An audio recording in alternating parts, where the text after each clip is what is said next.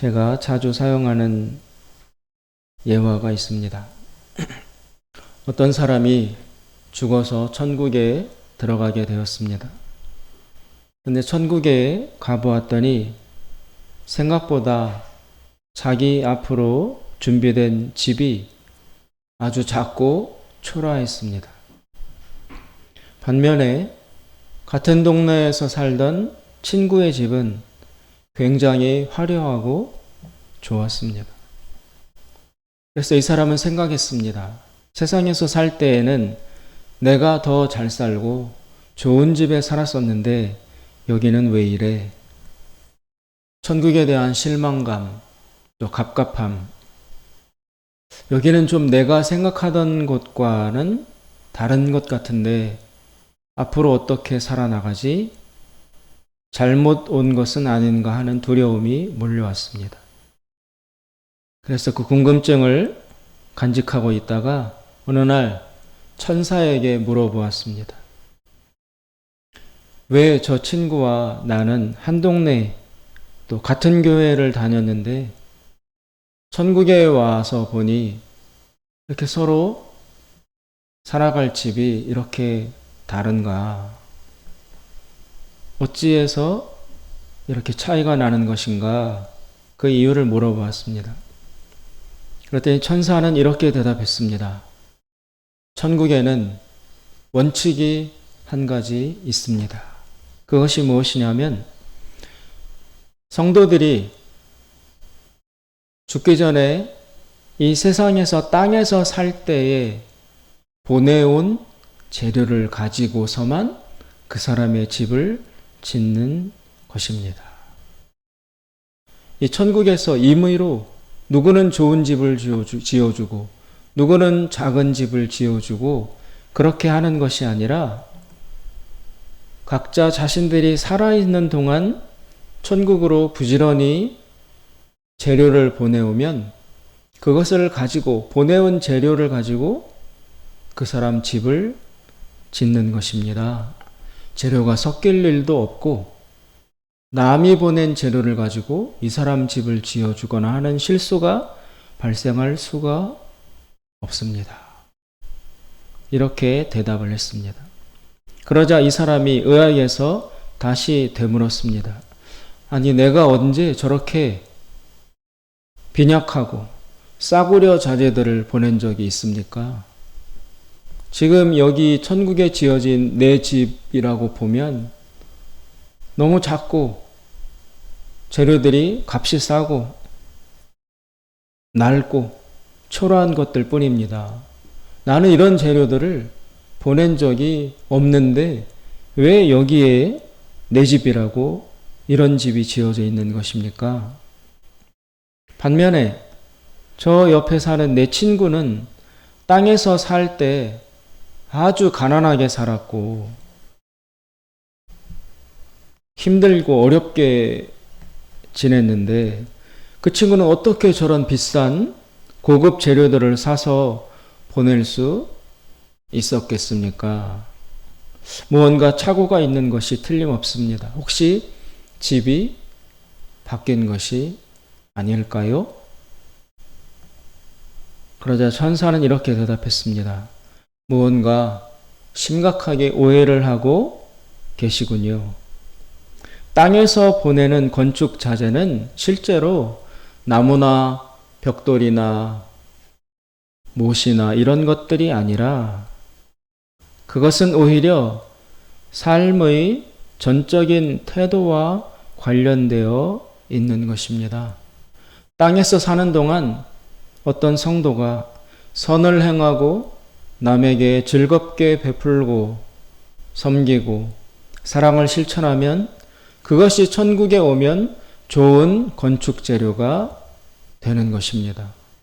그래서 땅에서 열심히 말씀대로 남을 섬기고 희생해온 사람은 자연스럽게 천국에 좋은 집이 세워지는 것이고 땅에 사는 동안 이기적으로 살고 베풀지 못하고 쌓아놓기만 하고 또 인색하고 자기중심적으로만 살아온 사람은 천국에 초라한 집이 세워지는 것입니다. 당신의 집을 보아하니 땅에서 사는 동안 지나치게 본인의 욕심만 부리며 다른 사람을 돌아보지 못하는 그런 이기적인 삶을 살아왔군요. 다 거기에 비례해서 천국에 현재의 이런 집이 지어진 것입니다. 원망하려면 미처 깨닫지 못하고 어리석은 삶을 살아온 자신을 탓하시기를 바랍니다. 천사가 이렇게 대답을 했습니다. 이 사람은 뒤늦게 사랑 없이 살아온 자신의 삶에 대해서 후회를 했지만 이미 기회는 사라지고 말았습니다. 천국에 대해서 사람들이 하게 되는 가장 많은 오해가 있다면 바로 이것입니다. 이 땅에서 살아가는 삶과 천국에서 맞이하게 되는 삶 사이에는 연속성이 있다는 것입니다. 그것을 놓치면 낭패를 당하게 됩니다. 이처럼 우리가 많이 하게 되는 이 오해의 더 구체적인 핵심은 무엇인가? 믿음을 천국 가는 티켓 정도로 생각하는 것에 있다는 것입니다. 그래서 믿음을 이렇게 생각하면 우리가 할 일은 이 땅에서 예수 믿어주기만 하면 되는 거 아니냐? 응? 내가 예수 믿어줬으니 다 내놔라. 천국도 내어놓고 천국에 좋은 집도 내놓고 내가 예수 믿어주지 않았느냐? 그러니 할 일을 다 했으니 다 내놔라. 이런 자세를 가지기 쉽다라는 것입니다. 자칫 잘못하면 우리의 믿음이 이런 식이 될 위험이 매우 많습니다. 이럴 때 믿음은 아무런 수고가 필요 없는 그저 단순한 지적 동의에 불과한 것이 되고 맙니다. 그러나 믿음은 그런 것이 아닙니다. 반드시 삶이 동반되어야 합니다. 그래야 참된 믿음이라고 할 수 있는 것입니다. 오늘 우리가 읽어보고 있는 데살로니가 후서의 배경이 되는 데살로니가 교회 교인들은 예수님의 재림이 임박했다는 생각에 사로잡혀 있었습니다. 이것이 잘못된 것은 아니지만 이 결과 어떤 일종의 부작용이 하나 나타나게 되었습니다. 바로 예수님의 재림 이후와 현재 여기에서의 삶을 분리시키는 바로 그 전형적인 오류에 데살로니가 교인들의 일부가 빠져들었다라는 것입니다.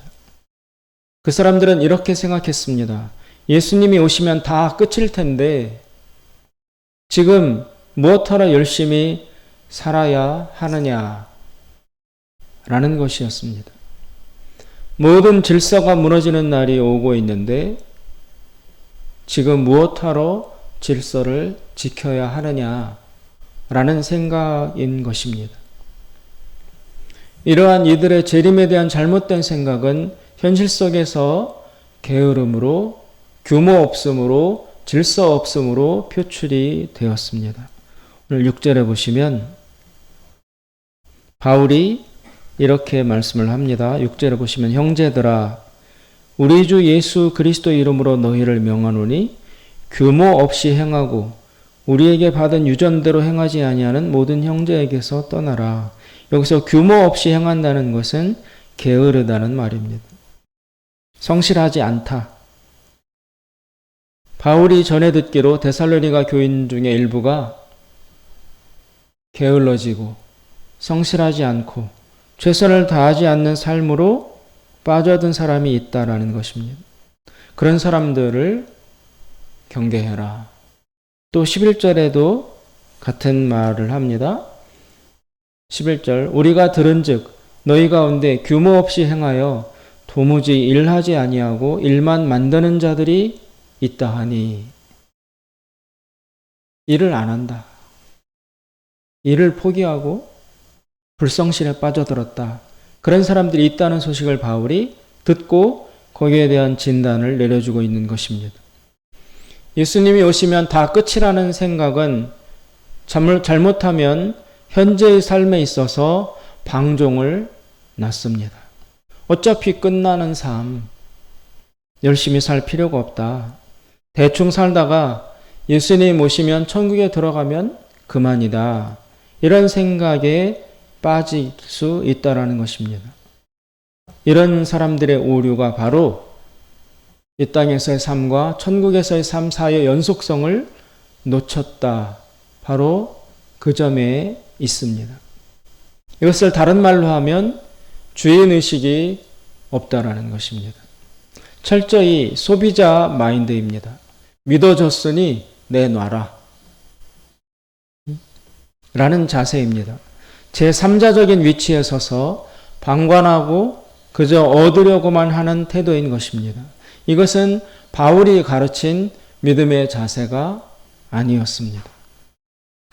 바울이 가르친 천국에 대한 바른 기다림의 자세는 이런 것입니다. 내가 바로 천국의 건설자이다.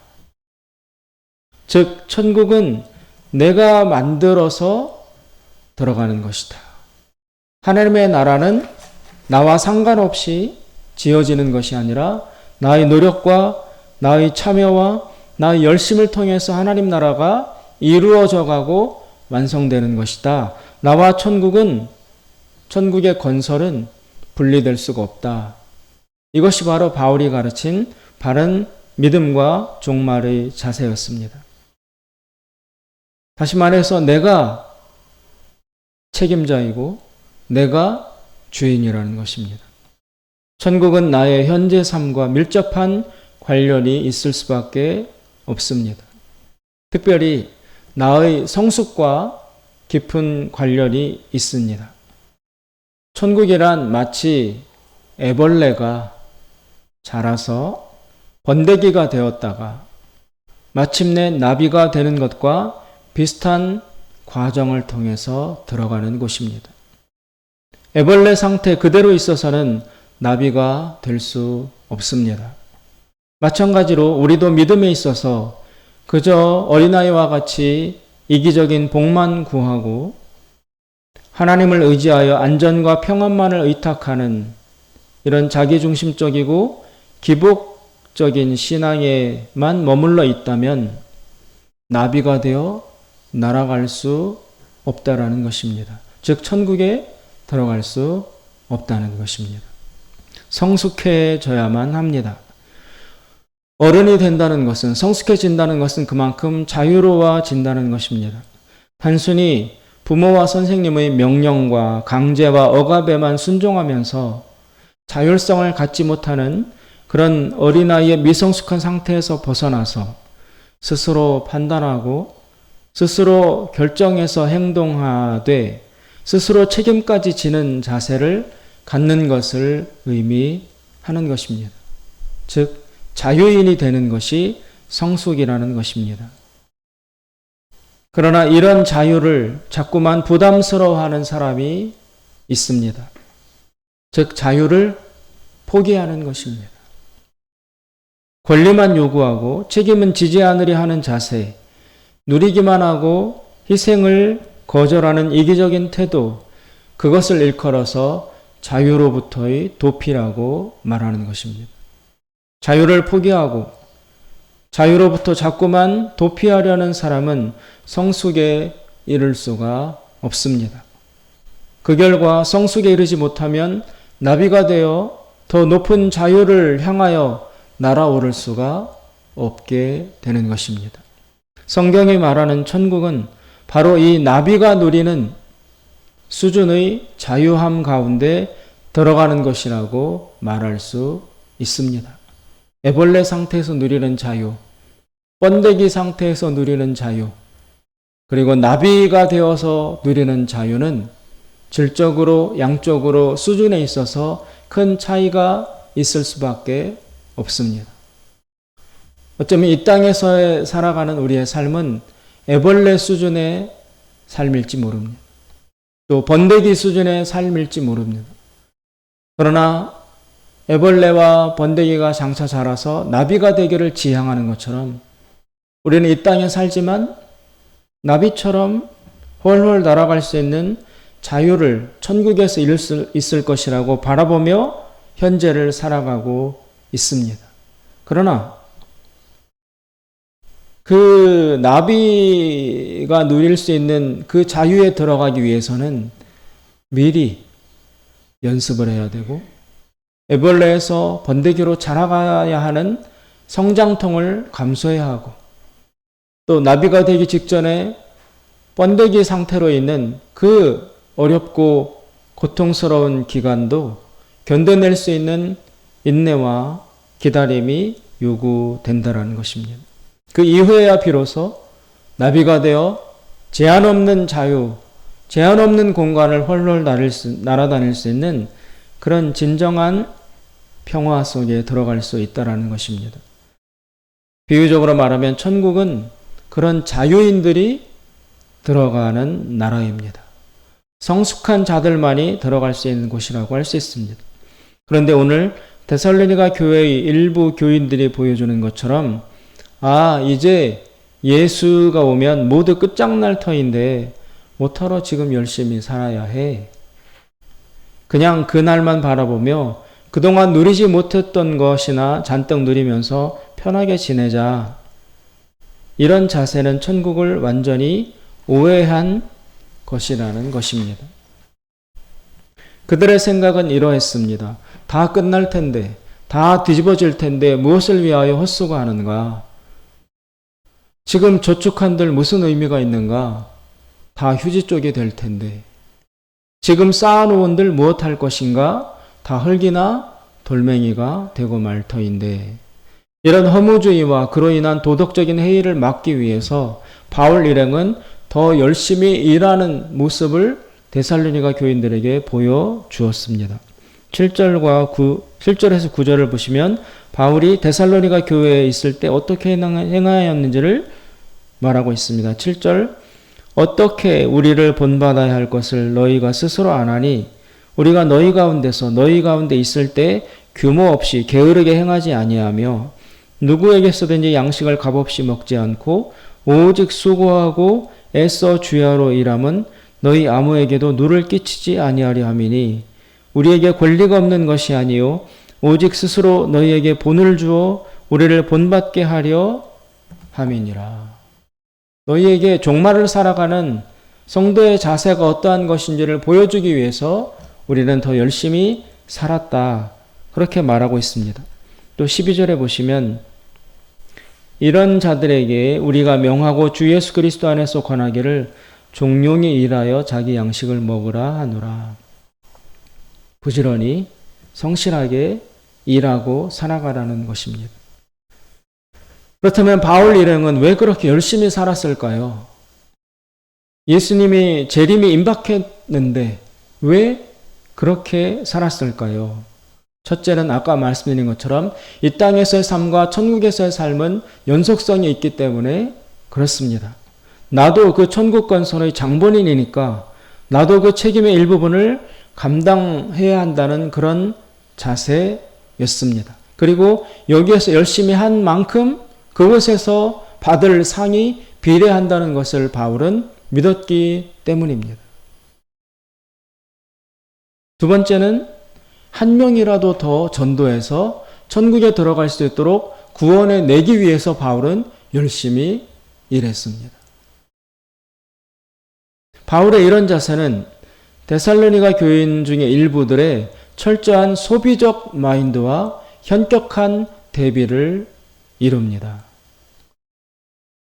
바울은 다른 사람을 구원하기 위해서 자신의 모든 안위와 편안을 다 내려놓고 헌신했습니다. 반면에 데살로니가 교인 중에 일부는 바울이 전달해주는 복음을 듣고 믿기만 하면서 나는 이제 믿었으니까 예수님 오실 때까지 아무것도 안 해도 돼.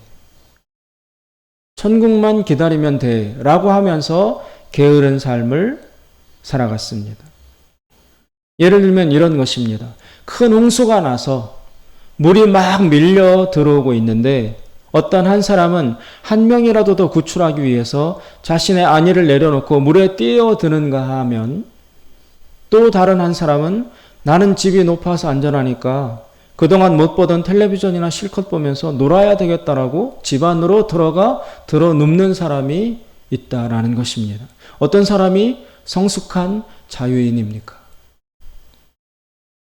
또 예를 들어서 이사를 가면서 이제 떠나고 남겨두고 가는 이 집을 대하는 태도를 예로 들어보자면 어떤 사람은 우리가 떠나고 남이 올 거니까 더 깨끗이 해두고 떠나겠다는 자세를 가진 사람이 있는가 하면 또 한 사람은 남이 올 거니까 내가 살 집이 아니니까 그냥 대충 버려두고 그렇게 가자라는 자세를 갖고 있다면 누가 이 둘 중에 천국에 들어갈 수 있는 사람이겠습니까? 8절에 보면 바울은 이렇게 말합니다. 누구에게서든지 양식을 값없이 먹지 않고 오직 수고하고 애써 주야로 일한다. 우리는 어디를 가든지 패기치지 아니하고 애써서 주야로 일하면서 복음을 전했다 라고 자신들의 삶을 말하고 있습니다. 이것이 바로 13절에 재림을 기다리는 성도가 가져야 되는 선의 자세라고 말하고 있습니다. 사랑하는 여러분, 지금 예수님은 아직 오시지 않고 있습니다. 왜 재림이 지연되고 있는가? 그 이유는 아마도 나의 성숙을 기다리시기 때문일 것입니다. 내가 자유인이 되기를 더 기다리시기 위해서. 그래서 하나님께서 재림을 보유하고 계실 것입니다. 지금 주어지는 이 기회를 우리는 놓치지 말아야 합니다. 지금 바로 오늘 예수님이 오신다면 나는 천국에 들어갈 수 있는 사람인가? 그 사실을 놓고 볼 때 이 땅에서의 삶과 천국에서의 삶은 연속성이 있다는데 나는 그 천국 건설에 정말 기여를 했는가? 그리고 예수님 오실 때 칭찬과 환영과 상을 받을 수 있는 그런 천국에 일치하는 자유인의 성숙한 자의 삶을 살아왔는가? 그것을 물어볼 필요가 있는 것입니다. 그런 질문을 외면하고 믿어줬으니까. 나 이 땅에서 누가 뭐래도 교회 다녔으니까. 그러니 천국은 따놓은 당상이다. 당연히 나는 천국에 들어갈 수밖에 없다. 들어가야만 한다라는 생각을 가지고 그때 천국에서 다시 시작하지. 어차피 끝이니까 여기에서는 대충 살아야지. 그런 자세를 가지고 있다면 정말 어마어마한 착각 속에 빠져 있는 것입니다. 지금 주어지는 이 재림 지연의 기회를 놓치지 말라고 바울은 호소하고 있습니다.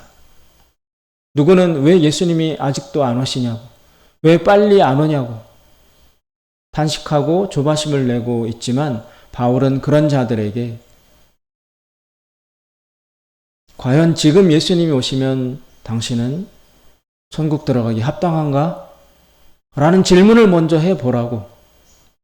그리고 하루라도 기회가 주어질 때 이 자유인이 될 기회를 놓치지 말고 선용하라고 가르치고 있습니다. 사랑하는 여러분, 우리도 동일합니다. 주어진 이 예수님 오시기까지의 남은 시간을 활용하여 우리에게 주어진 성숙과 자유의 기회를 낭비하지 말고 헛걸음하지 말고 자유로부터 도피하지 말고 이 자유를 누리기 합당한 저 먼 하늘을 훨훨 날아갈 수 있는 나비가 되기 위한 준비와 연습과 실천을 하는 그 그런 시간으로 활용해야 할 줄로 믿습니다. 기도하겠습니다. 자비로우신 하나님 아버지, 데살로니가 교인 중에 일부가 예수님의 재림만 바라보며 아무렇게나 그리고 방종하며 살아가고 있었습니다. 그러나 그 재림을 누구보다 확신했던 바울은 그들보다 더 열심히, 더 분주히, 더 땀 흘리며 살아가고 있었습니다. 바울이 그런 삶을 살았던 이유는 이 땅에서 삶과 천국에서 삶은 단절이 아니라 연속성이 있기 때문임을 그가 깨달았기 때문이요. 또 재림이 가까웠기에 한 사람이라도 더 구원하도록 복음을 듣도록 하기 위해서 자신의 것을 내려놓는 그 사랑이 있었기 때문임을 우리가 오늘 배웠습니다. 하나님 아버지, 오늘 밤에 주님이 다시 오신다면 나는 과연 구원받기 합당한 자인지 다시 우리 자신에게 묻게 하시고 그 질문의 답 위에 서서 지혜로운 자, 믿음 있는 자로 살아갈 수 있도록 저희들을 교훈하여 주시옵소서. 예수님의 이름으로 기도드리옵나이다. 아멘. 다 같이 자리에